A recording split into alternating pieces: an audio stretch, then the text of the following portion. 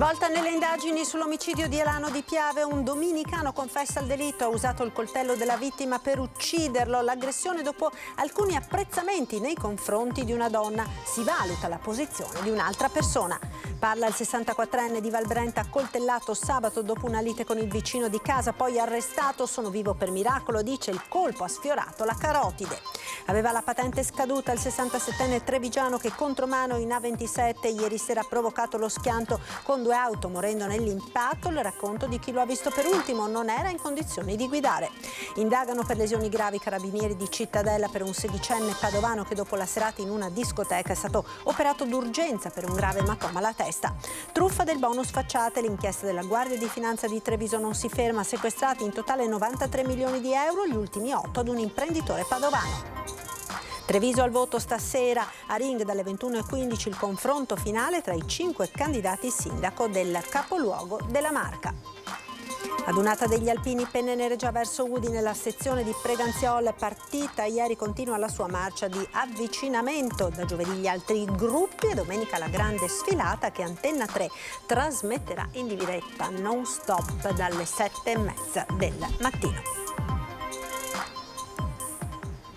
Ben ritrovati con l'edizione del Veneto dei nostri telegiornali. Apriamo con la cronaca e la svolta nelle indagini sull'omicidio di Antonio Costa a Fener di Alano di Piave. Attorno alla mezzanotte di ieri è stato disposto il fermo di un cittadino sudamericano gravemente indiziato dell'efferato crimine accaduto nella tarda serata di sabato all'esterno del bar della stazione ferroviaria di Alano. L'uomo è stato portato in carcere in attesa dell'udienza di convalida del provvedimento emesso dal GIP del Tribunale di Belluno.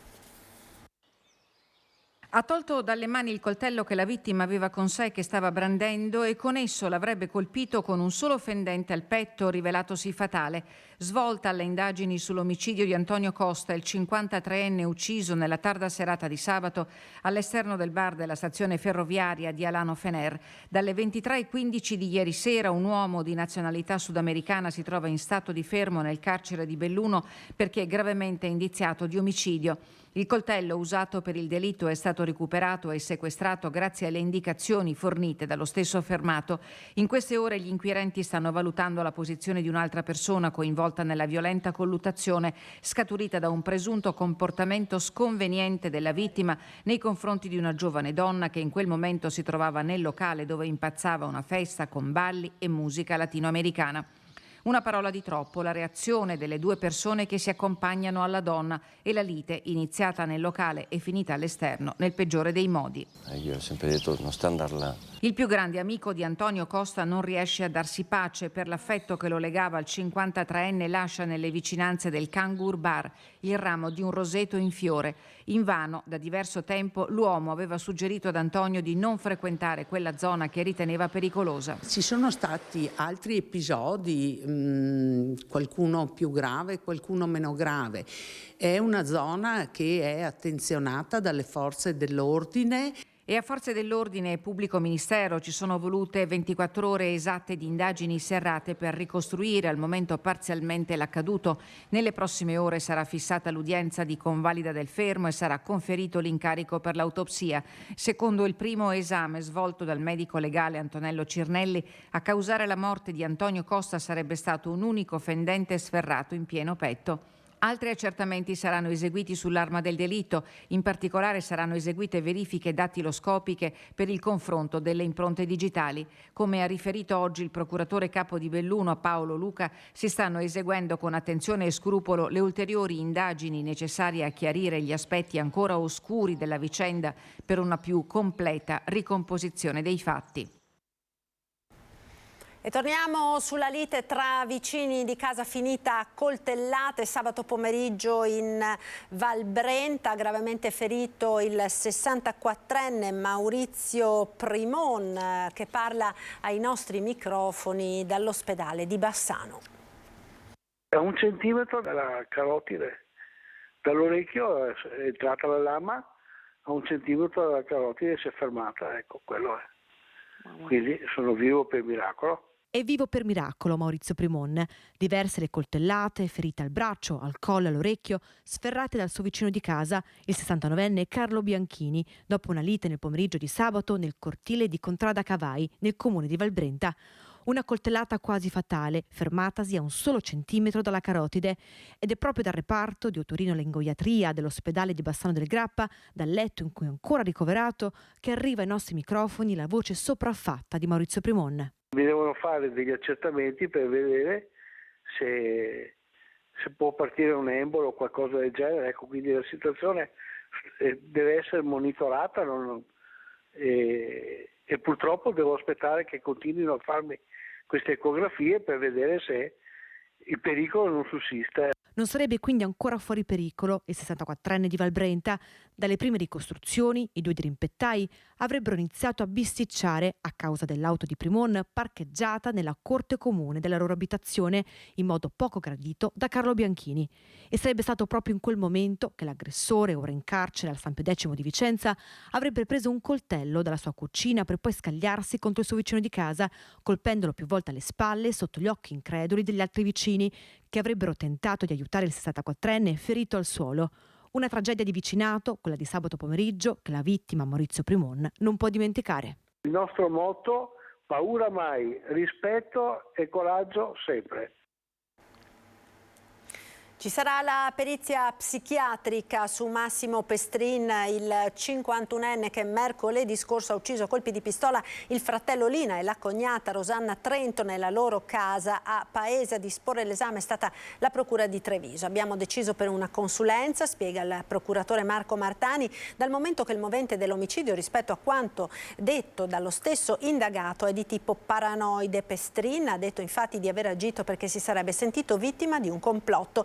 Del resto, la perizia, se non fosse stata disposta da noi, continua il procuratore, sarebbe probabilmente stata chiesta dalla difesa.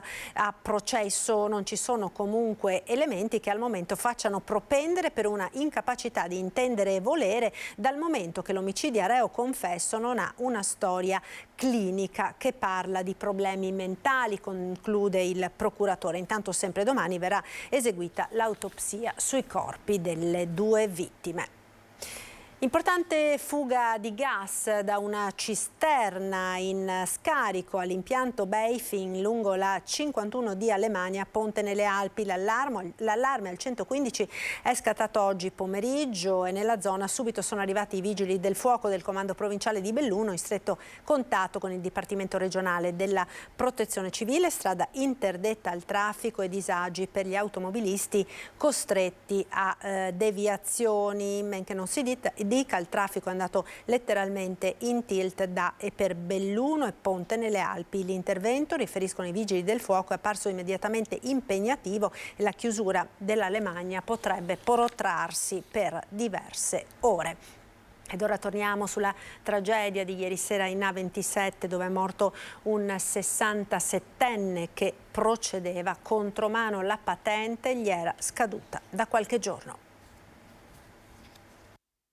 Nell'ultimo periodo non stava più tanto bene, aveva avuto dei problemi, era in cura, che io sappia, a Vittorio Veneto, da come mi diceva lui.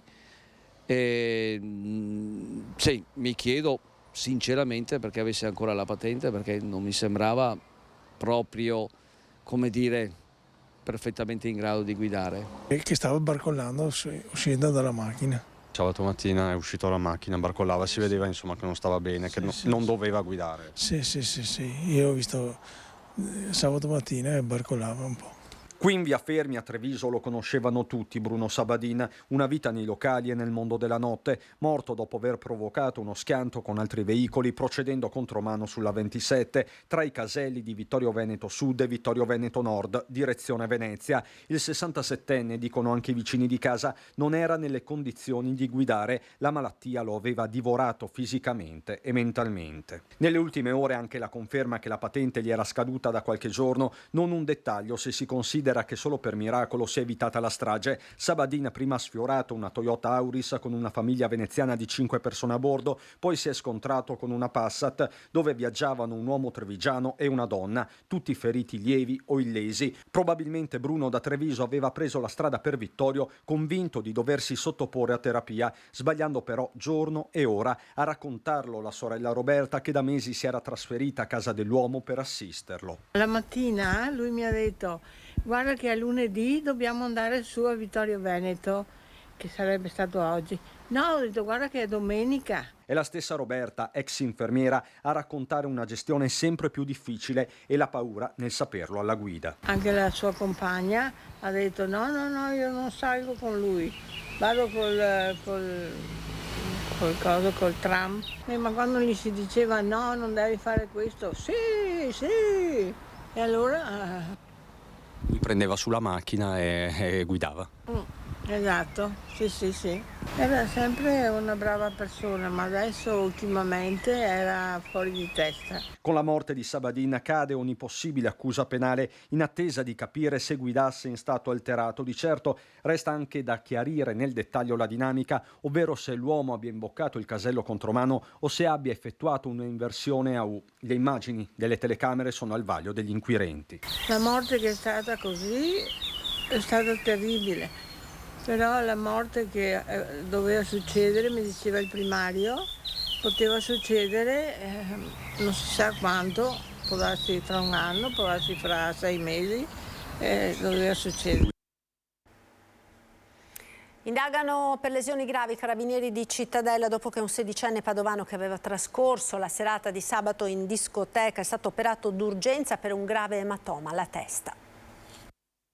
Stanno passando a setaccio le immagini di videosorveglianza dell'ostoria di Santa Giustina in Colle, i carabinieri che indagano sul possibile pestaggio di un sedicenne residente in provincia di Padova che sabato aveva trascorso la serata nel locale dove era in corso una festa studentesca.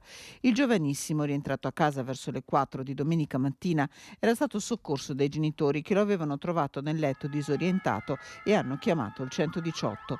Trasportato in ospedale a Padova e sottoposto a un TAC, al giovanissimo è stato riscontrato un grave ematoma nella parte destra della testa che doveva essere subito rimosso, altrimenti l'adolescente avrebbe rischiato la vita. È ancora ricoverato dopo un intervento il sedicenne, la cui situazione clinica sta lentamente migliorando.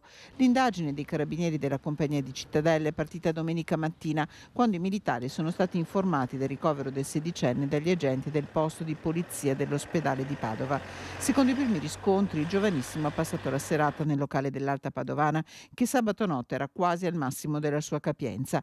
Dove e quando sia avvenuta la rissa, se dentro al locale, se nelle immediate pertinenze o in un altro luogo, è tutto da accertare. Nello scontro con un altro gruppo di giovani sarebbero stati feriti in modo meno grave anche altri 2 ragazzi.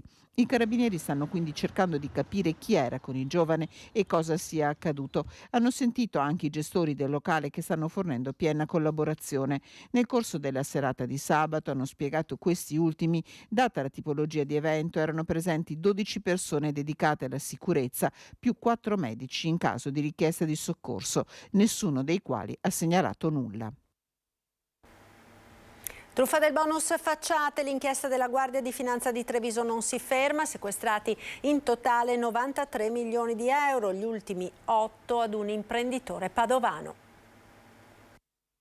Lui ha effettivamente aperto ad agosto del 2020 un'attività di tinteggiatura di opere edili minime, però la cosa molto strana è che nel giro di pochissimi mesi, stiamo parlando di neanche un anno, e senza dipendenti, è riuscito, come dire, o meglio ha attestato di aver eseguito lavori per circa 4 milioni di euro. Quindi sfido chiunque con una organizzazione aziendale così minima a effettuare questi tipi di lavori. Si chiama indice di rischio l'alert che permette alla Guardia di Finanza di monitorare le situazioni sospette e in questo caso l'indice era elevatissimo. Lo scenario è quello del bonus facciate con truffa annessa. Crediti fiscali monetizzati per lavori mai eseguiti, scovato un altro imprenditore che usufruiva della rete del 70enne commercialista di Ponte di Piave sotto inchiesta nell'indagine che finora ha permesso di individuare 20 persone coinvolte nella frode su bonus facciate ed ecobonus e permesso di sequestrare 85 milioni di euro. L'ultimo caso è quello di un 68enne sedicente imprenditore edile padovano. al quale i finanziari hanno sottratto 8 milioni di euro di crediti d'imposta e circa 500.000 euro fra somme di denaro, immobili, macchine, moto e quote societarie. Anche lui ha falsamente dichiarato di aver eseguito dei lavori su delle facciate, cosa ovviamente mai fatta. Ha persino dichiarato di avere la disponibilità di un immobile, quindi come committente, come privato, cosa assolutamente falsa, perché lui non aveva la disponibilità di quell'immobile, e quindi ha generato tutta una serie di crediti o si è fatto dare da altre persone che avevano a loro volta fatto risultare la sussistenza di questi crediti. Quindi si è fatto dare questi crediti, li ha fatti circolare nel sistema economico e in parte li ha anche monetizzati presso gli intermediari finanziari. Nel complesso, quindi, finora sono stati assicurati al patrimonio pubblico oltre 93 milioni di euro tra crediti fiscali, disponibilità finanziarie, case, macchine, azioni societarie e altri beni illecitamente acquisiti.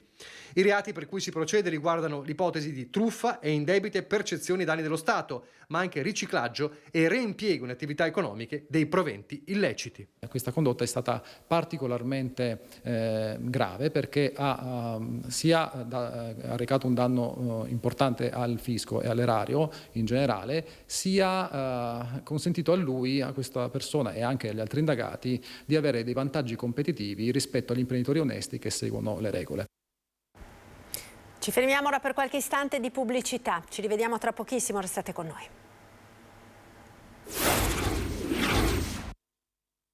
Si avvicina la 94esima adunata nazionale degli alpini a Udine. In questi giorni vi racconteremo la partenza delle penne nere verso la 3 giorni di festa e domenica, nel giorno della grande sfilata. Come sempre Antenna 3 vi racconterà in diretta l'emozione della giornata clou dell'evento, una maratona non stop dalle 7:30 del mattino fino a sera per vivere con voi momento dopo momento la festa alpina, e come sempre avete la possibilità di mandare i vostri messaggi al 351 1755 340. Appuntamento dunque domenica mattina a partire dalle 7:30 e le prime penne nere stanno già cominciando in queste ore a partire. Ieri il gruppo di Preganziol è partito a piedi per raggiungere il capoluogo friulano.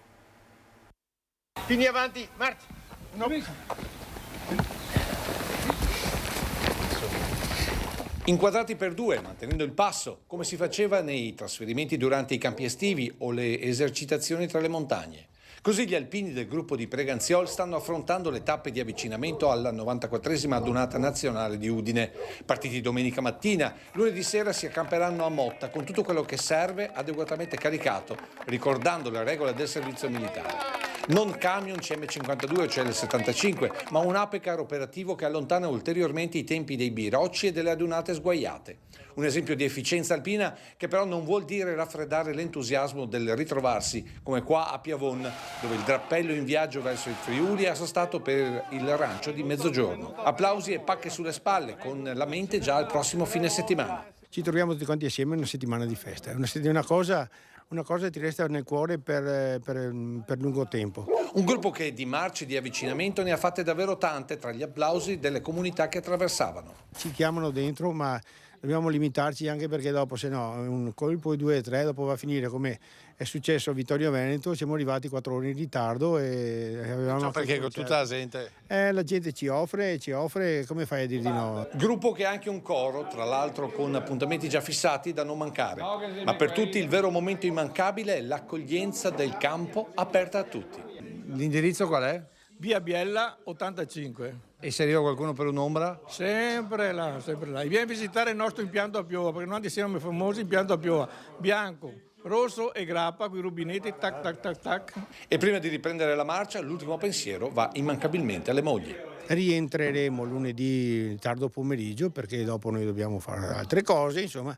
Forse. Ma no, direi proprio di sì, dai, anche perché sennò le donne dopo ci sparano, cioè dobbiamo avere pazienza, perché siamo tutti quanti un po', adesso c'è anche mia moglie che vede questa intervista qua, quindi sì, arriveremo lunedì sera, comunque senz'altro lunedì sera saremo a casa, sì.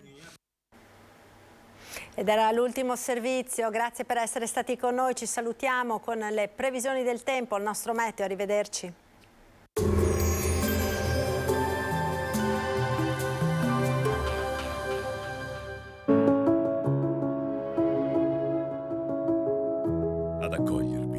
sarà Conegliano.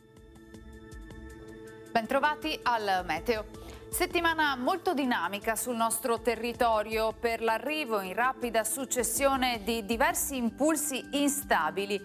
Martedì 9 maggio tempo buono, poi peggiorerà. Vediamo nel dettaglio la situazione. Sul Veneto sarà in prevalenza soleggiato con qualche locale annuvolamento. Verso tardo pomeriggio e sera cielo via via più coperto con prime piogge sui monti, in estensione poi anche al resto della regione nella notte. Temperature in lieve calo, minime tra 13 e 16 gradi, massime tra i 18 e i 22 gradi all'incirca. Spostiamoci ora sul Friuli Venezia Giulia.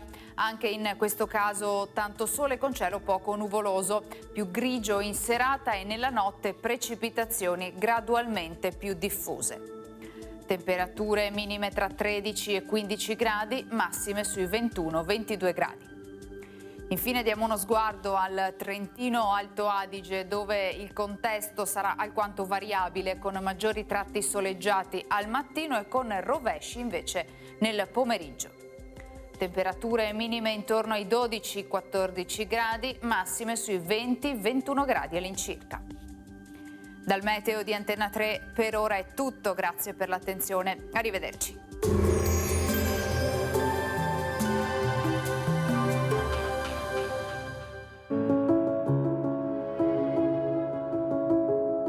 Ad accogliervi sarà Conegliano.